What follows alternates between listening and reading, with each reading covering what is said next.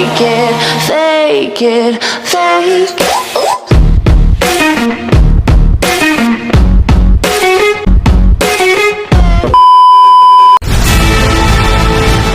Penularan HFMD yang terus meningkat sememangnya sangat membimbangkan. 22,463 kes dilapor setakat Minggu Epidemiologi ke-17 tahun ini, meningkat lebih 12 kali ganda berbanding tempoh sama tahun lalu.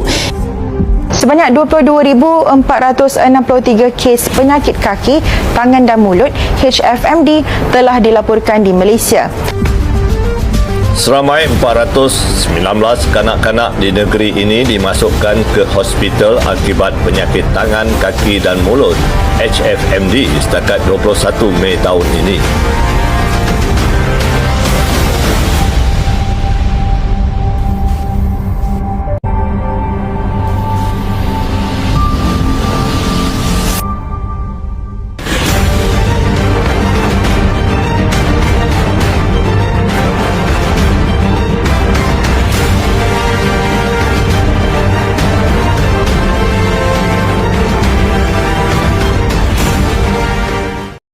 Assalamualaikum warahmatullahi wabarakatuh. Nama saya Muhammad Afiq Mat Fauzi.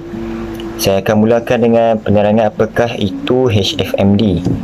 HFMD merupakan hand, foot, mouth disease atau penyakit kaki, tangan dan mulut. Merupakan penyakit yang dijangkiti oleh kanak-kanak, namun penyakit ini juga dijangkiti oleh golongan dewasa. Kebiasaannya menunjukkan kesan seperti tompok-tompok kemerahan di bahagian telapak tangan, telapak kaki dan di bahagian mulut, sehingga menyebabkan rasa kurang selesa dan sukar untuk menelan. Kebiasaannya gejala HFMD ini mempunyai gejala ringan seperti simptom demam, ruam, melepuh pada bahagian tangan, kaki, mulut dan lidah. Serta boleh juga mengalami gejala saluran pernafasan, muntah, cirit-birit dan hilang selera makan.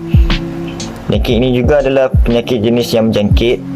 Seterusnya, kes jangkitan sebanyak 22,463 telah dilaporkan di Malaysia sehingga pertengahan tahun 2022, iaitu peningkatan sebanyak 12.8 kali ganda dari 2021.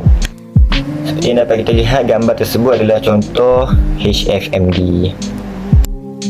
Golongan yang berisiko mengalami HFMD adalah semua peringkat umur boleh dijangkiti oleh HFMD, namun kanak-kanak berusia di bawah 5 tahun mudah untuk mendapat jangkitan tersebut. Statistik menunjukkan bahawa 90% jangkitan HFMD adalah berpunca dari kanak-kanak. Seterusnya, kita akan mencakap punca-punca HFMD.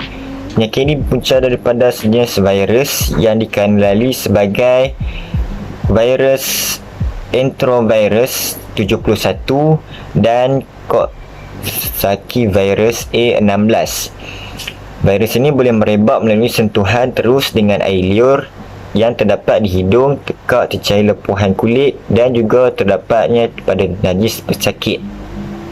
Virus ini juga cepat menjangkiti kanak-kanak dan boleh merebak melalui batuk atau bersin, hubungan rapat seperti bermain, bersentuhan terhadap cecair lepuhan atau najis, berlaku perkongsian peralatan makanan seperti sudu, garpu atau peralatan lain seperti tuala, sapu tangan dan berus gigi, serta akibat bersentuhan dengan permukaan atau barangan yang telah dijangkiti seperti peralatan tombol pintu. Tempoh untuk virus enterovirus ini boleh hidup di permukaan adalah selama beberapa hari pada suhu bilik. Hal ini kerana virus ini tidak mempunyai selaput dan agak sukar untuk dimusnahkan dengan suhu persekitaran yang biasa. Kaedah-kaedah yang boleh kita gunakan untuk membasmi enterovirus ini adalah dengan menggunakan cecair yang mengandungi 95% etanol. Selain itu, bahan pencuci yang hanya mengandungi 75% etanol tidak berkesan, maka kita perlu menggunakan cecair pencuci yang mempunyai 95% kandungan etanol untuk membasmi virus tersebut. Berikut merupakan tanda-tanda ringan HFMD. HFMD biasanya berlaku dengan demam. Gejala ini berlaku baik pada orang dewasa maupun pada kanak-kanak. Suhu demam pada kebiasaannya tidak lebih pada 38.7 darjah Celsius. Rasa tidak sihat, letih dan lesu yang disusuli dengan kurang selera makan atau sakit tekak selepas demam selama 2 ke 3 hari. Dalam sehari atau 2 hari, luka ataupun ulcer di mulut akan mula timbul.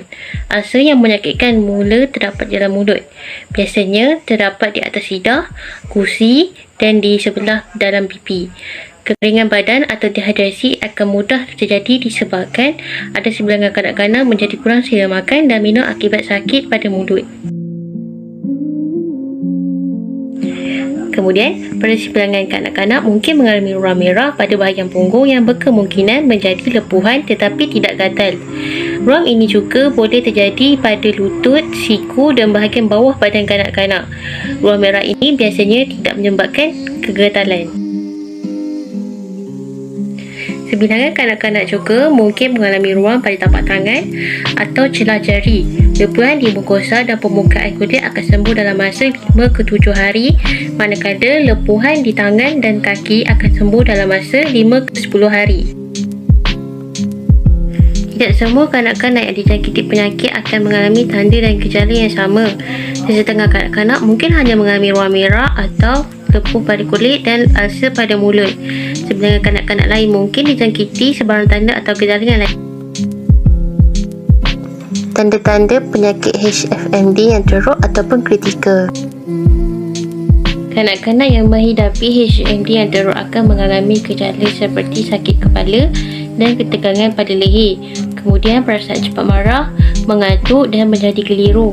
Kemudian sawan dan melakukan pergerakan yang tidak normal. Kemudian pernafasan menjadi laju atau cepat dan muka menjadi pucat. Kemudian lesu apabila penyakit ini akan menjejaskan otak dan jantung mereka. Ibu penyakit harus sentiasa mengawasi anak-anak mereka yang dijangkiti HFMD untuk memastikan mereka menerima terapi dan rawatan yang sepatutnya dengan keadaan yang segera. Seterusnya, antara langkah pencegahan HFMD yang boleh dilakukan oleh ibu bapa, first adalah cuci tangan dengan sabun sebelum sediakan makanan, selepas keluar daripada tandas, sebelum menukar lampin dan selepas mencuci najis anak. Yang kedua, bersihkan mainan, kerusi dan meja yang tercemar dengan air liur anak. Yang ketiga, menutup mulut dan hidung bila batuk dan bersin dan buang tisu tersebut dalam tong yang bertutup. Yang keempat, mengelakkan sentuhan secara langsung ataupun tidak langsung dengan pesakit HFMD. Yang kelima, tidak berkongsi pakaian, tuala, perkakas makanan dan minuman serta mainan. Contoh macam kawan ke adik-beradik ke datang rumah, bawa baby ataupun kanak-kanak, jangan bagi dia orang main mainan ataupun kongsi makanan dengan anak kita. Bukan nak kata kedekut ke apa, tapi as a precaution step, sebab sekarang kan penyakit HFMD ni semakin merebak. Okay, yang keenam adalah elakkan daripada membawa anak ke tempat awam jika bergejala seperti demam, ulcer di mulut, lepuh di tangan atau kaki. Okay, apa tu lepuh? Okay, lepuh tu dia gelembung air macam bila kita kena air panas dan dia gelembung air bisa tu. Itu kita panggil lepuh. Yang ketujuh adalah memastikan pembuangan lampin pakai buang dibuat dengan betul. Dan yang ke-8, membawa anak ke fasiliti kesihatan atau klinik penghampiran sekiranya dia menunjukkan gejala HFMD. Next, antara langkah pencegahan HFMD yang boleh dilakukan oleh pengusaha tadika, taska ataupun di sekolah adalah seperti berikut. First, membuat saringan di pintu masuk. Yang kedua, sentiasa memastikan kebersihan premis, terutama peralatan yang digunakan oleh kanak-kanak. Sekurang-kurangnya perlulah dicuci peralatan tersebut 2 kali sehari. Yang ketiga, menyediakan hand sanitizer di setiap premis taska dan tadika. Dan yang keempat, tutup taska atau tadika jika kes di kawasan berhampiran semakin memburuk. Seterusnya, rawatan. Jadi, bagaimana kita nak merawat penyakit HFMD? Dari segi rawatan tradisional, terdapat banyak cara yang kita boleh gunakan untuk merawat penyakit HFMD. Antaranya, yang pertama, kita boleh bagi kanak-kanak yang dijangkiti HFMD minum air kelapa. Air kelapa sangat bagus sebab ia mengandungi pelbagai jenis vitamin, mineral, bahan antioksidan dan juga asid laurik yang bertujuan untuk melawan jangkitan virus.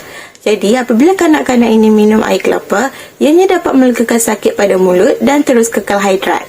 Selain itu, Halia juga bagus untuk merawat penyakit HFMD ini.